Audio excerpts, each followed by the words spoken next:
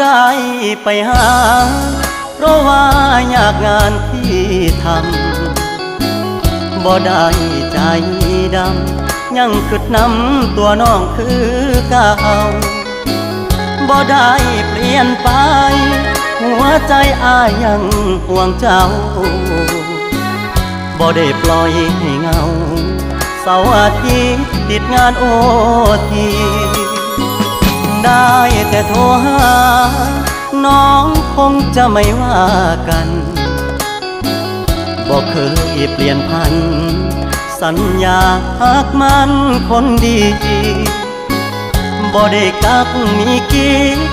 บ่ได้หลีกสัญญาที่มีย้อนงานยุ่งอีหลีคนดีอย่าเครี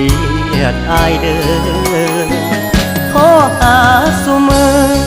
เจ้ามาคือน้อยใจเฮ็ดหยังหยุดงานวันวางจะเดินทางเพื่อไปพบเจออย่ามาสงสัยว่าอายมีใครแทนเธอหักมันเสมอบอกเคยเพลอสิคิดนอกใจงานยากอีหลี